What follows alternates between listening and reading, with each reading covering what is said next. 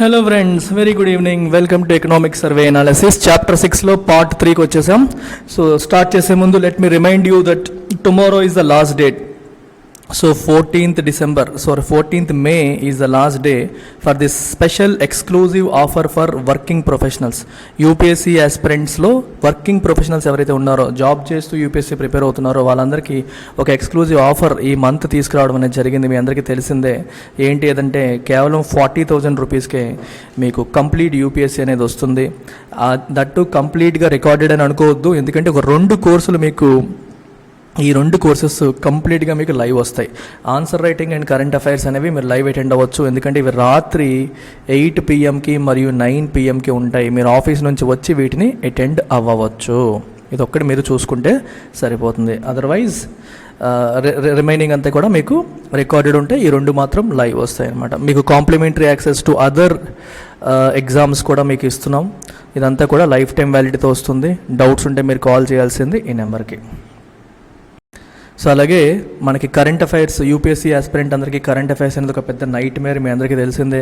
So ప్రిలిమ్స్లోను మెయిన్స్లోను current affairs చాలా ఇంపార్టెంట్ రోల్ ప్లే చేస్తుంది. అందుకే we're launching one comprehensive current affairs course. ఇది ప్రతిరోజు రాత్రి 9 గంటలకి ఎవ్రీడే నైట్ 9 PMకి క్లాసెస్ అనేవి జరుగుతాయి. ఈ 9 PM క్లాస్లో మీకు ఆల్టర్నేట్ డేస్, ఒక రోజేమో ప్రిలిమ్స్కి, ఇంకో రోజేమో మెయిన్స్ కోసం యోజన, కురుక్షేత్ర మ్యాగజైన్స్ని కవర్ చేయడం జరుగుతుంది. ప్రిలిమ్స్ కోసం డిఫరెంట్ సోర్సెస్ నుంచి MCQస్ని ఫ్రేమ్ చేసి వాటిని మీకు ఎక్స్ప్లెయిన్ చేయడం అనేది జరుగుతుంది. సో ఇది మీరు ఫాలో అయిపోతే యూపీఎస్సీ కరెంట్ అఫైర్స్ మీకు అయిపోయినట్టే, మరి వేరే ఏమీ చూడాల్సిన అవసరం అనేది ఉండదన్నమాట. So let's begin the remaining part of sustainable development and climate change. So దీంట్లో ఫస్ట్ మనం చూడాల్సింది వచ్చేసి లాస్ట్ వాటర్ చూసేసాం, ఇప్పుడు ఎయిర్ చూడబోతున్నాం. సో ఎయిర్ పొల్యూషన్ అనేది మీ అందరికీ తెలిసిందే, one of the biggest global environmental challenges ఇది. సో మరి దీనికోసం గవర్నమెంట్ ఏం చేస్తుందంటే, government has launched national clean air programme NCAPని 2019లో గవర్నమెంట్ లాంచ్ చేసింది. ఎయిర్ పొల్యూషన్ని ట్యాకిల్ చేయడం కోసం గవర్నమెంట్ లాంచ్ చేసిన programme NCAPR, national clean air programme. మరి దీని యొక్క ఆబ్జెక్టివ్ ఏంటి? 20 to 30% reduction in particulate matter concentrations, PM concentrations. Particulate matter అంటే solid particles combined with liquid particles which float in the air. చూడండి, dust particles కానీ ఇట్లాంటివి, construction dust ఉంటుంది, వాతావరణంలో ఉన్న తేమతో కలిసి అది మరీ అంటే మన ముక్కుల్లోనూ కంట్లోనూ వీటిలో దూరిపోయే అవకాశం ఉండేవన్నమాట. వాటిని మనం పర్టిక్యులేట్ మ్యాటర్ అంటాం. ఈ పర్టిక్యులేట్ మ్యాటర్ కాన్సన్ట్రేషన్లో ఒక 20 to 30% రిడక్షన్ సాధించడం ఎప్పటికల్లా 2024 కల్లా సాధించడం అనేది గోల్గా పెట్టుకొని NCAP అనేది స్టార్ట్ చేశారు. అయితే 2017ని బేస్ ఇయర్, 2017తో పోల్చుకుంటే 20 to 30% తగ్గాలి అనేది ఆబ్జెక్టివ్ అనమాట. సో ఇది ఎక్కడ ఇంప్లిమెంట్ చేస్తున్నారు? 132 సిటీస్లో ఇంప్లిమెంట్ చేస్తున్నారు. అందులో 124 సిటీస్ని ఐడెంటిఫై చేశారు non conformity with national air quality standards. ఎంత ఎయిర్ క్వాలిటీ ఉండాలో ఆ ఎయిర్ క్వాలిటీ ఈ 124 సిటీస్లో లేదు అని చెప్పి ఐడెంటిఫై చేశారు ఫర్ 5 consecutive years. వరుసగా 5 సంవత్సరాలు అక్కడ యాంబియంట్ ఎయిర్ క్వాలిటీ రిక్వైర్డ్ స్టాండర్డ్లో లేదు. యాంబియంట్ ఎయిర్ క్వాలిటీ స్టాండర్డ్ గురించి నెక్స్ట్ స్లైడ్లో మనం చూడబోతున్నాం. ఎంత ఉంటే బాగున్నట్టు, ఎంత ఉంటే బాగాలేనట్టు, అవన్నీ కూడా మనకి నెక్స్ట్ స్లైడ్లో చూద్దాం. సో వీటిల్లో ఈ 124 సిటీల్లో ఒక 34 సిటీలు మిలియన్ ప్లస్ సిటీస్. అంటే అర్థం ఏంటి? 10 లక్షల పైగా జనాభా ఉన్న పెద్దవి. Million plus cities and urban agglomerations identified by the 15th financial commission ఒక 34 మిలియన్ ప్లస్ సిటీస్ని ఐడెంటిఫై చేసింది. వీటిలో ఎయిర్ క్వాలిటీ బాగాలేదు, వీటిని ఇంప్రూవ్ చేయాలి అని చెప్పి దానికి సెపరేట్గా గ్రాంట్స్ ఇవ్వడం కూడా జరిగింది. In addition NCAP covers 8 other million plus cities which fall under 15th financial commission grant for receiving performance based grant for air quality improvement. ఇంకో 8 పర్ఫార్మెన్స్ బేస్డ్ గ్రాంట్, అంటే మీరు సరిగ్గా పర్ఫామ్ చేయగలిగితే, మీరు ఎయిర్ క్వాలిటీని ఇంప్రూవ్ చేయగలిగితే మీకు ఇంకా ఫర్దర్ గ్రాంట్స్ వస్తాయి అన్నట్టుగా ఇంకో 8 కూడా పెట్టడం అనేది జరిగింది. సో ఇది మీరు ఇక్కడ చూడాల్సింది. మిగిలినవన్నీ పెద్దగా అవసరం లేదు, ఈ స్టెప్స్ అనేవి అవసరం. సెవరల్ స్టెప్స్ ఆర్ టేకెన్ అంటున్నారు. ఏం తీసుకున్నారు స్టెప్స్ చూడండి. మొదటిది, ఎయిర్ పొల్యూషన్ని మనం తగ్గించాలంటే ఏం చేయాలి? వెహిక్యులర్ ఎమిషన్, వెహికల్స్ నుంచి వచ్చే ఎమిషన్స్లో ఎమిషన్స్లో carbon dioxide, carbon monoxide content తగ్గాలి. సో దానికోసం ఏం చేశారు, BS4 నుంచి BS6 నామ్స్కి వెళ్ళారు. సో ఎప్పుడైతే ఈ భారత్ స్టాండర్డ్ 6కి వెళ్తామో మనకి పొల్యూషన్ లెవెల్స్ అనేవి తగ్గుతాయి అన్నమాట. సో ఏప్రిల్ 2020 నుంచే BS6 నామ్స్కి వెళ్ళడం అనేది జరిగింది. ఇంకా చూడండి, CNG, LPG,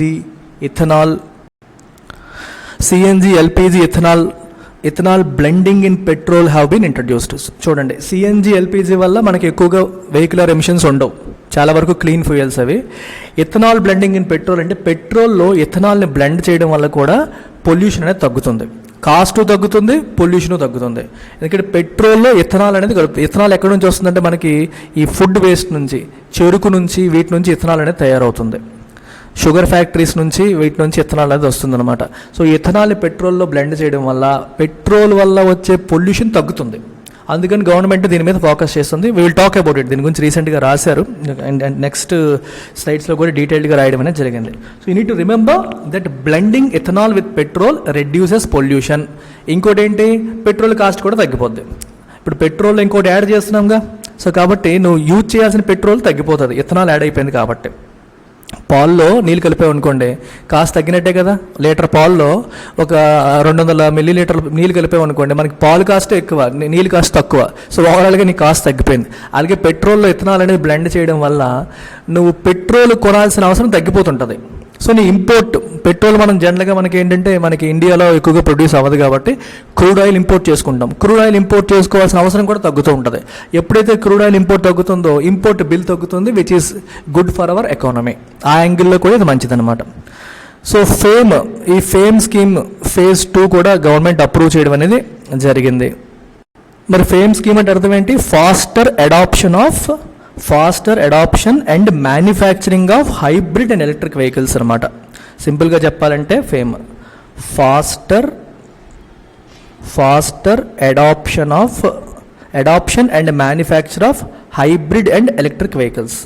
ఈ హైబ్రిడ్ ఎలక్ట్రిక్ వెహికల్స్ వల్ల ఏంటి ఉపయోగం, మనకి పొల్యూషన్ తగ్గుతుంది. హైబ్రిడ్ అంటే దే రన్ బోత్, ఎలక్ట్రిక్ పనిచేస్తాయి, పెట్రోల్ మీద రన్ అవుతాయి. ప్యూర్ ఎలక్ట్రిక్ అంటే ప్యూర్ ఎలక్ట్రిక్ అనమాట. ఇలాంటివి చేయడం వల్ల ఏమవుతుంది, పెట్రోల్ వెహికులర్ ఎమిషన్స్ అనేవి తగ్గుతాయి అని అర్థం అనమాట. సో ఫేమ్ అర్థమైంది కదా. ఈ ఫేమ్ కోసం కూడా ఒక 10,000 కోట్లు నీ గవర్నమెంట్ అలాట్ చేసిందనమాట సెకండ్ ఫేజ్ ఆఫ్ ఫేమ్ కోసం. సో ఇందులో 86% ఆఫ్ ద ఫండ్ అనేది దేనికోసం, డిమాండ్ ఇన్సెంటివ్. అంటే అర్థం ఏంటి, ఎలక్ట్రిక్ వెహికల్స్కి డిమాండ్ క్రియేట్ చేయడం కోసం. సో దీనికోసం ఏం చేస్తారంటే ఈ బస్సులు, ఈ 3 వీలర్స్, ఈ 4 వీలర్ ప్యాసింజర్ కార్స్, ఈ 2 వీలర్స్, సో వీటికి అవసరమైన పెర్మిట్ రిక్వైర్మెంట్ని రిమూవ్ చేస్తారు. పెర్మిట్ రిక్వైర్మెంట్ రిమూవ్ చేసిన గవర్నమెంట్ కొంచెం ఇన్కమ్ తగ్గుతుంది దానివల్ల. రెండోది ఏం చేస్తారంటే కొన్ని రిబేట్లని, కాస్ట్ తగ్గించడం కానీ, ఆ కార్ల కంపెనీలను ఎంకరేజ్ చేయడం కానీ, వాళ్ళు మామూలుగా అయ్యే ఖర్చులో కొంత గవర్నమెంట్ భరించడం కానీ, ఇలాంటి ఇన్సెంటివ్స్ ఇవ్వడం కానీ, ఇలాంటివన్నీ చేస్తారు. ఇలాంటి రకరకాల కార్యక్రమాల కోసం 10,000 కోట్లు కేటాయించారు. ఇలా చేయడం వల్ల ఏమవుతుంది, normal vehicles, petrol diesel vehicles నుంచి ప్రజలందరూ కూడా వాటికి మూవ్ అవుతారు. వాటికి మూవ్ అవ్వాలంటే ఇన్సెంటివైజ్ చేయాలి. ప్రజల్లో కూడా ఎలక్ట్రిక్ వెహికల్స్ వాడాలనే ఆలోచన కల్పించాలంటే అవి కొంచెం అందుబాటు ధరల్లో ఉండడం, దానికోసమైన ఇన్ఫ్రాస్ట్రక్చర్ బిల్డ్ చేయడం, ఇట్లాంటివన్నీ ఉంటాయి. సో వాటి కోసం 10,000 crores కేటాయించారు. మీరు ఎగ్జామ్ పాయింట్ ఆఫ్ వ్యూలో గుర్తుపెట్టుకోవాల్సింది ఏంటంటే BS4 నుంచి 6కి మూవ్ అయ్యారని. ఫేమ్ ఫుల్ ఫామ్ అనేది మీకు తెలియాలి, faster adoption and manufacture of hybrid and electric vehicles. ఈ రెండు మీకు తెలిస్తే చాలు. Second aspect industrial emission. Industrial ఎమిషన్కి వచ్చేసరికి ఏమవుతుంది, ఇండస్ట్రీ నుంచి మనకు వచ్చే ఈ ఎమిషన్స్, ఈ పొల్యూటెంట్స్ ఏవైతే ఉంటాయో అవి తగ్గాలి. సో దానికోసం ఏం చేయాలి, స్ట్రింజెంట్ ఎమిషన్ నామ్స్ అనేవి బాగా స్ట్రిక్ట్గా చేశారు. సో ఇంపోర్టెడ్ పెట్ కోక్ అనేది యూజ్ చేయకూడదు, దీనివల్ల ఎక్కువగా మనకి పొల్యూషన్ అవుతుందని దాన్ని బ్యాన్ చేయడం అనేది జరిగింది. కొన్నింటికి మాత్రమే పర్మిట్ చేస్తారు, అదర్వైజ్ జనరల్గా బ్యాన్ చేస్తున్నారు. ఇది ఒకటి గుర్తుపెట్టుకోండి. అలాగే air pollution due to dust and burning of వేస్ట్ని బర్న్ చేయడం వల్ల, మనకి ఇంట్లోంచి చెత్తనంతా బర్న్ చేయడం వల్ల చాలా పొల్యూషన్ అవుతుంది. సో దానికి ట్యాకిల్ చేయడం కోసం కూడా వేస్ట్ మేనేజ్మెంట్ రూల్స్ తీసుకురావడం జరిగింది. సాలిడ్ వేస్ట్ని ఎలా మేనేజ్ చేయాలి, ప్లాస్టిక్ వేస్ట్ని ఎలా మేనేజ్ చేయాలి, ఎలక్ట్రానిక్ వేస్ట్ ఎలా మేనేజ్ చేయాలి, బయోమెడికల్ హాస్పిటల్స్ నుంచి వచ్చేది ఎలా మేనేజ్ చేయాలి, కన్స్ట్రక్షన్ అండ్ డిమాలిషన్ జరిగేటప్పుడు చాలా వేస్ట్ వస్తూ ఉంటుంది, అలాంటిది ఎలా మేనేజ్ చేయాలి, హజార్డస్ వేస్ట్ని ఎలా మేనేజ్ చేయాలి అని రూల్స్ అనేవి నోటిఫై చేయడం అనేది జరిగింది. సెవరల్ వేస్ట్ ప్రాసెసింగ్ ప్లాంట్స్ని కూడా పెట్టారు. వీటిని చూడండి, ప్లాస్టిక్ రీసైక్లింగ్ కోసం ఇట్లాంటివి అనమాట వేస్ట్ ప్రాసెసింగ్ ప్లాంట్స్ని పెట్టడం అనేది కూడా జరిగింది. అలాగే ప్లాస్టిక్ ఈ వేస్ట్ మేనేజ్మెంట్ కోసం ఎక్స్టెండెడ్ ప్రొడ్యూసర్ రెస్పాన్సిబిలిటీ, ఇది ఆల్రెడీ మాట్లాడాను స్టార్టింగ్లోనే ప్లాస్టిక్ గురించి మాట్లాడినప్పుడు చెప్పాను. ఎవరైతే ప్రొడ్యూస్ చేస్తున్నారో దాన్ని కలెక్ట్ చేసి రీసైకిల్ చేయాల్సిన బాధ్యత కూడా ఆ ప్లాస్టిక్ని ప్రొడ్యూస్ చేసే వాళ్ళే తీసుకోవాలని కూడా రూల్స్ తీసుకురావడం అనేది జరిగిందనమాట. అండ్ ఫైనల్గా ఫోర్త్ ఆస్పెక్ట్ వచ్చేసి యాంబియంట్ ఎయిర్ క్వాలిటీని మానిటర్ చేయడం. ఇప్పుడు ఏదైనా మనం ఒక విషయంలో సక్సెస్ సాధించామా లేదా తెలియాలంటే ఎలాగా? ఇప్పుడు ఒక కుర్రోడు ఉన్నాడు, బాబు ఉన్నాడు, వాడు బాగా చదువుతున్నాడా లేదంటే ఏం చేయాలి? We have to monitor his performance. Exams పెట్టాలి, కండక్ట్ చేయాలి, వాడు మార్క్ అండ్ వస్తున్నాయి చూడాలి. అలాగే ఎయిర్ పొల్యూషన్ మనకి తగ్గిందా లేదా అని ఎలా తెలుస్తుంది? You have to monitor, air క్వాలిటీని మానిటర్ చేయాలి. సో మానిటర్ చేయడం కోసం ఒక నెట్వర్క్ని కూడా బిల్డ్ చేశారు. Okay, continuous monitoring stations, manual monitoring stations కూడా పెట్టడం జరిగింది. దీనికోసం నేషనల్ ఎయిర్ మానిటరింగ్ ప్రోగ్రామ్ని లాంచ్ చేసి ఎక్స్పాండ్ చేయడం అనేది కూడా జరిగిందనమాట. సో ఇది గుర్తుపెట్టుకోండి. సో ఈ ఇనిషియేటివ్స్ అన్నిటిని తీసుకురావడం వల్ల 96 సిటీల్లో మనకి PM10 కాన్సన్ట్రేషన్ అనేది తగ్గింది. ఓకేనా, 2019-20తో పోలిస్తే 2021లో కాన్సన్ట్రేషన్ అనేది తగ్గడం అనేది జరిగిందనమాట. సో అలాగే మనకి చూడండి, national ambient air quality standard ప్రకారం ఉన్న సిటీస్ అంటే మంచిగా ఎయిర్ క్వాలిటీ బాగున్న సిటీస్ సంఖ్య 18 నుంచి 27కి పెరిగింది. అయితే ఎయిర్ పొల్యూషన్ ఇంకా చాలా సిటీస్లో ఒక మేజర్ ప్రాబ్లం కిందే ఉంది. వీటితో పాటు ఢిల్లీ NCRలో కూడా కొన్ని మెజర్స్ తీసుకున్నారు. ఏం తీసుకున్నారనేది ఒకసారి చూద్దాం. ఢిల్లీ NCRలో NCR నేషనల్ క్యాపిటల్ రీజియన్ మరియు అడ్జాయినింగ్ ఏరియాస్లో ఎయిర్ క్వాలిటీ మేనేజ్మెంట్ కోసం ఒక కమిషన్ని వేశారు. ఆ commission is monitoring issues there. Next ఢిల్లీలో మీరు ఎవ్రీ ఇయర్ చూస్తే మెయిన్ ప్రాబ్లం ఏంటంటే స్టబుల్ బర్నింగ్. అంటే చుట్టుపక్కల ఉన్న పంజాబ్, హర్యానా రాష్ట్రాల్లో స్టబుల్ అంటే అర్థం ఏంటి? మనకు వరి పంట వేసారనుకోండి, వరి మొత్తం కోతలు అయిపోయాక గడ్డిలాగా ఉండిపోతుంది కదా, ఆ ఉండిపోయేదాన్ని మళ్ళీ కింద మొదల నుంచి కట్ చేయడం కష్టం. అందుకని వాళ్ళు ఏం చేస్తారంటే మంట పెట్టేస్తారు. ఏదైతే కింద మిగిలిపోతుందో కోతలు కోసేయగా దాన్ని మంట పెట్టేస్తారు. మంట పెట్టేయడం వల్ల విపరీతంగా దాన్ని స్టబుల్ బర్నింగ్ అంటాం అనమాట. స్టబుల్ని బర్న్ చేస్తారు. విపరీతంగా పొల్యూషన్ వచ్చి ఢిల్లీ NCR రీజన్ అంతా పొగతో కమ్మేస్తూ ఉంటుంది. సో దీన్ని కంట్రోల్ చేయడం కోసం సెంట్రల్ గవర్నమెంట్ ఒక స్కీమ్ తీసుకొచ్చింది. ఏంటది? Promotion of agricultural mechanisation for in situ management of crop residue in the states of Punjab, Haryana, Uttar Pradesh and NCT of Delhi. ఈ 4 ఏరియాస్లో ఇన్ సిటు అంటే in that location it self, in that place it self manage చేయాలి. దేన్ని? Crop రెసిడ్యూని manage చేయడం అనమాట. Crop పండగ మిగిలిపోయిందనమాట.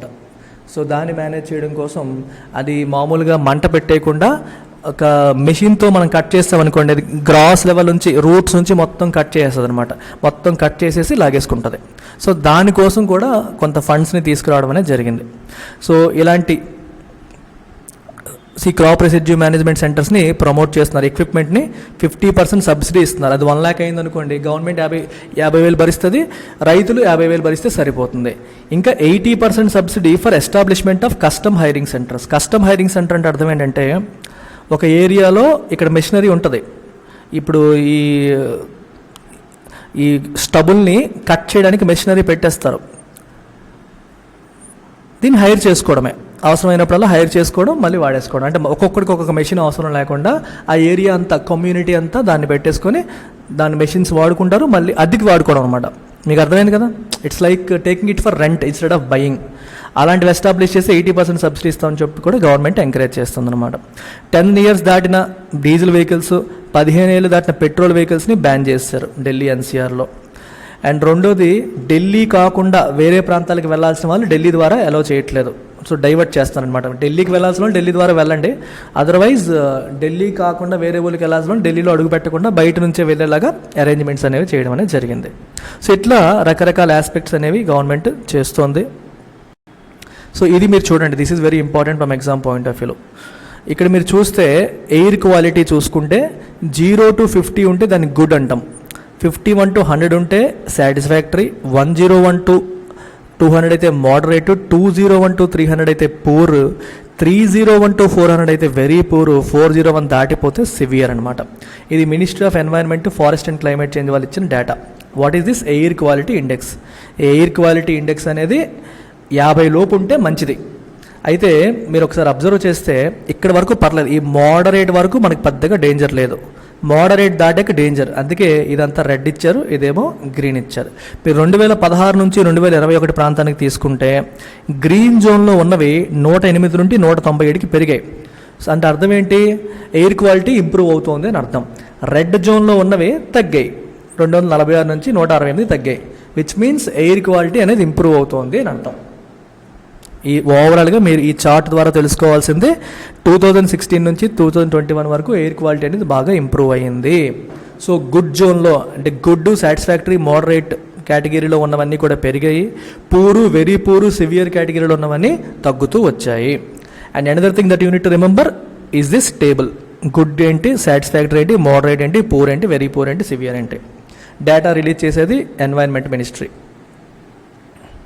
In addition continuous ambient air quality monitoring stations, ఇదేం reveal చేస్తుందంటే ఢిల్లీలో కూడా 2016 నుంచి బాగా తగ్గిందని చెప్పి మనకు తెలుస్తుంది. అంతే.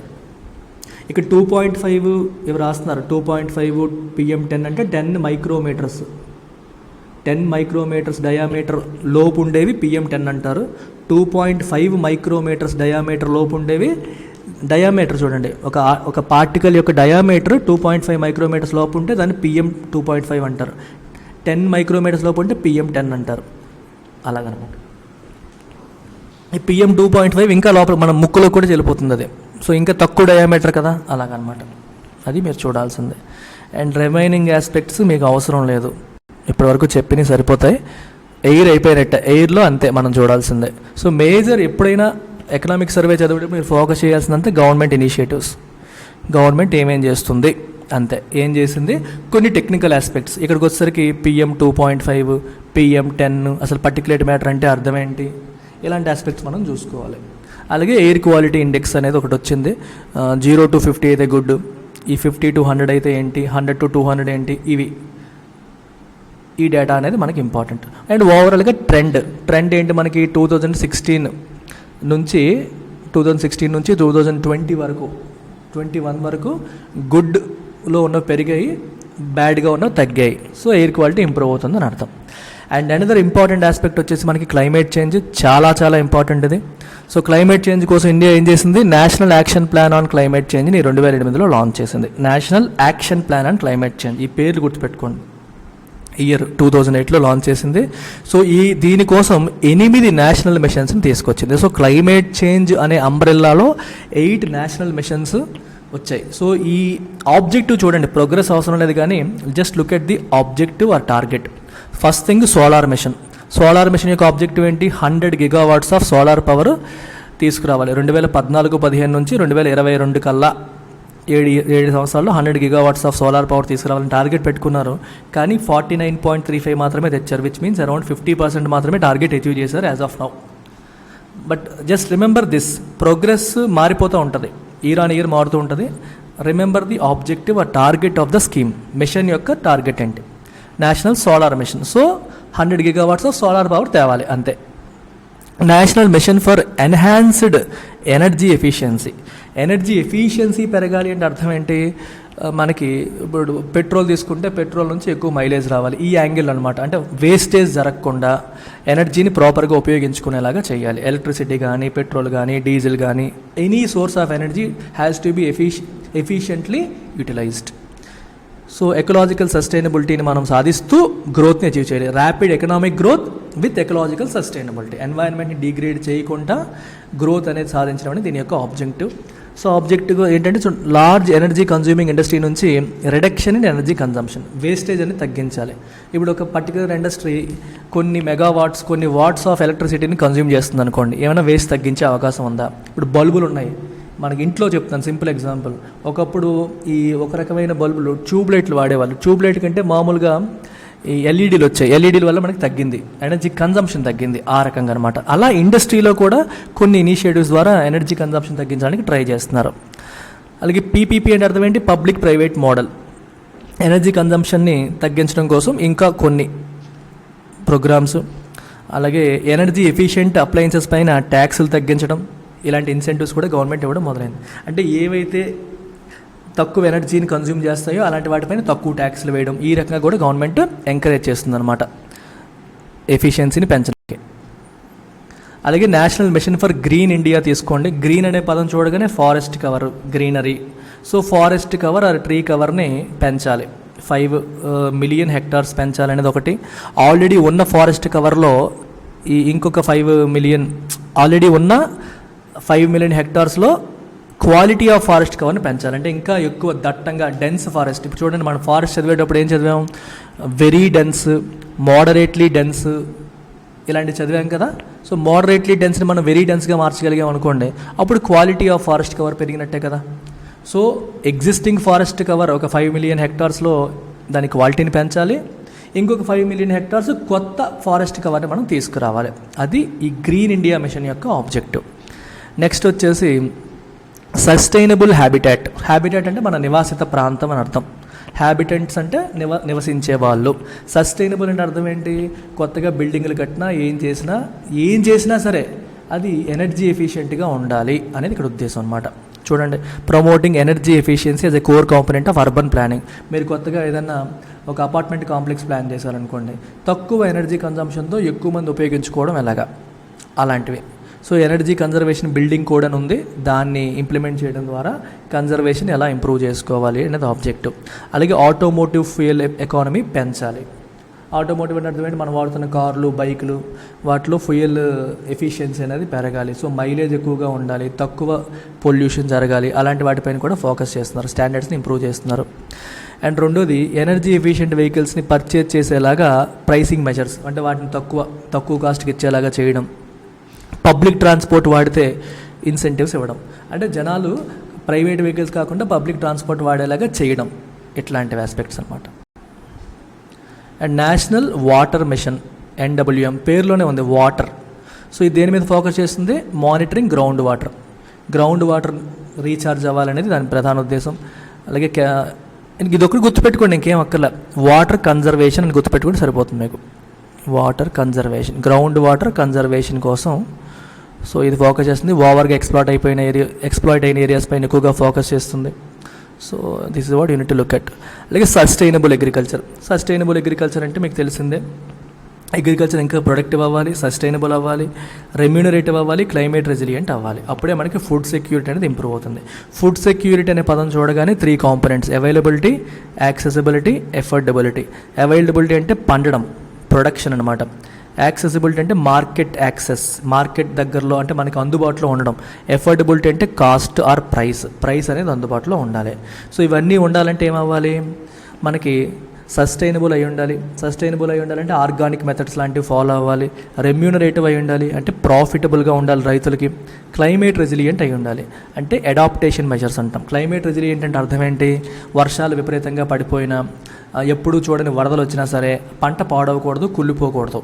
సో దాన్ని క్లైమేట్ రెసిలియంట్ అంటారు. అంటే ఎక్స్ట్రీమ్ క్లైమేట్ చేంజ్ని కూడా తట్టుకునే లాంటి పంటని వేయడం, అంటే అలాంటి వంగడాలను తయారు చేయడం, అలాంటి విత్తనాలని రీసెర్చ్ అండ్ డెవలప్మెంట్ ద్వారా తీసుకురావడం, ఇట్లాంటి ఆస్పెక్ట్స్ అనమాట. అండ్ ఫైనల్గా 7th national mission for sustaining Himalayan ecosystems. Himalayan ecosystems అంటే మనకి నేపాల్, అటువైపు నేపాల్ బార్డరు, కాశ్మీర్ ఈ ఏరియాస్లో, హిమాచల్ ప్రదేశ్ ఈ ఏరియాస్లో హిమాలయన్ ఎకోసిస్టమ్స్ని కాపాడుకోవాల్సిన అవసరం ఉంది. దానికోసం సెపరేట్ ఒక మిషన్ని తీసుకొచ్చారు. ఎందుకంటే దోస్ గ్లేషియర్స్ అంటారు వాటిని, ఆ గ్లేషియర్స్ని కాపాడుకోవాలి. సో దాన్ని కంటిన్యూస్గా అసెస్ చేయడానికి ఈ మిషన్ తీసుకురావడం అనేది జరిగింది. అంతే, ఇంకంతకుమించి ఇంకా regional cooperation with neighbouring countries on glaciology. ఈ ఆస్పెక్ట్లో నైబరింగ్ కంట్రీస్తో కూడా కోఆపరేట్ చేయడం కూడా దీని యొక్క బాధ్యత. అండ్ ఫైనల్గా national mission on strategic knowledge for climate change.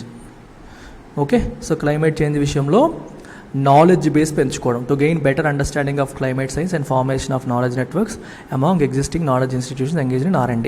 So different ఆర్గనైజేషన్స్తో కోఆర్డినేట్ చేయడము, మాట్లాడడము, ఏం జరుగుతుంది, కొత్తగా క్లైమేట్ రెసిలియంట్ టెక్నాలజీ ఏమైనా వస్తుందా, అగ్రికల్చర్లో కావచ్చు, వేరే వాటిలో కావచ్చు, మనం ఏమైనా కొత్తగా తీసుకురావచ్చా, అడాప్టేషన్, మిటిగేషన్ మెజర్స్ ఏం చేయొచ్చు అని కంటిన్యూస్ R&D. సింపుల్గా గుర్తుపెట్టుకోవాలంటే రీసెర్చ్ అండ్ డెవలప్మెంట్, క్లైమేట్ చేంజ్కి సంబంధించి రీసెర్చ్ అండ్ డెవలప్మెంట్ వింగ్ అని చెప్పి మీరు తీసుకోవచ్చు. దానికోసం ఈ పర్టికులర్ మిషన్ అనేది పనిచేస్తుంది. సో నేను ఫాస్ట్గా చెప్తున్నట్టు మీకు అనిపించవచ్చు, కావాలనే ఫాస్ట్గా చెప్తున్నాను, ఎందుకంటే వీటన్నిటిని ఒక్కొక్కటి చదివితే మీకు కూడా టైం వేస్ట్ అవుతుంది. సో బ్రాడ్ లెవెల్లో what is the mission about ఆ మాత్రం రఫ్ అండర్స్టాండింగ్ ఉంటే చాలు. ప్రిలిమ్స్ పాయింట్ ఆఫ్ వ్యూలో మీకు రఫ్ అండర్స్టాండింగ్ ఉంటే you will be able to answer it. And ఫైనల్గా క్లైమేట్ చేంజ్ యాక్షన్ ప్రోగ్రామ్ అనేది ఒక సెంట్రల్ సెక్టర్ స్కీమ్. ఇది 2014లో లాంచ్ చేశారు, 290 కోట్లు పెట్టారు. ఈ స్కీమ్కి ఇప్పుడు 2025-26 వరకు ఎక్స్టెండ్ చేశారనమాట. ఇది ఒకటి గుర్తుపెట్టుకోండి. అలాగే India's climate actions especially adaptation efforts are largely financed domestically. Adaptation ఏంటి? క్లైమేట్ చేంజ్లో 2 కాంపోనెంట్స్ ఉంటాయి, మిటిగేషన్, అడాప్టేషన్. మిటిగేషన్ అంటే అర్థం ఏంటి? క్లైమేట్ చేంజ్ అనేది జరగకుండా చూడడం, అంటే గ్రీన్ హౌస్ గ్యాస్ ఎమిషన్స్ని తగ్గించడం, ఇట్లాంటి యాక్టివిటీస్ అన్ని మిటిగేషన్ యాక్టివిటీస్ అంటాం. అడాప్టేషన్ అంటే ఎలాగో వచ్చేస్తుందని మనం మార్చలేము, దానికి తగ్గట్టుగా రెసిలియన్స్ని బిల్డ్ చేయడం. రెసిలియన్స్ని బిల్డ్ చేయడం అంటే అర్థం ఏంటి? ఇప్పుడు ఒక బిల్డింగ్ కట్టావు, ఎర్త్ క్వేక్ వచ్చినా సరే తట్టుకోగలిగింది అనుకో, it is a resilient adaptive building, earth quake resistant building అంటాం అనమాట. అలాగే ఒక వ్యవసాయంలో తీసుకుంటే మీకు మామూలుగా వరదొచ్చి మునిగిపోయిందనుకో పంట పాడైపోతుంది. వరదొచ్చి మునిగిపోయినా సరే పాడవకుండా మనం కొత్త విత్తనాలు తయారు చేసామనుకోండి, that is climate change adaptive agriculture అంటారు. అంటే డిఫరెంట్ ఆస్పెక్ట్స్ క్లైమేట్ చేంజ్ వల్ల ఏవైతే నష్టపోతాయో చూడండి ఇక్కడ రాశారు. క్లైమేట్ సెన్సిటివ్ సెక్టర్స్ అదే అగ్రికల్చర్, వాటర్, ఫారెస్ట్రీ, అలాగే కోస్టల్ హిమాలయన్ ఎకోసిస్టమ్స్, ఇవన్నీ కూడా క్లైమేట్ సెన్సిటివ్, క్లైమేట్ చేంజ్ వల్ల నష్టపోతాయి. ఈ క్లైమేట్ చేంజ్ వచ్చినా అవి తట్టుకునేలాగా రెసిలియన్స్ని బిల్డ్ చేయడం కోసం ఇంత అమౌంట్ అనేది పెట్టారు. National adaptation fund on climate చేంజ్ని లాంచ్ చేశారు. ఈ పేరు గుర్తుపెట్టుకోండి, 2015లో national adaptation fund on climate change. Very very important. Okay, adaptive capacity పెంచడం కోసం చేస్తారు. అడాప్టివ్ అంటే అర్థం ఏంటి? మారిన పరిస్థితులకి తట్టుకోగలడం, తట్టుకునేలాగా తయారవ్వడం అనమాట.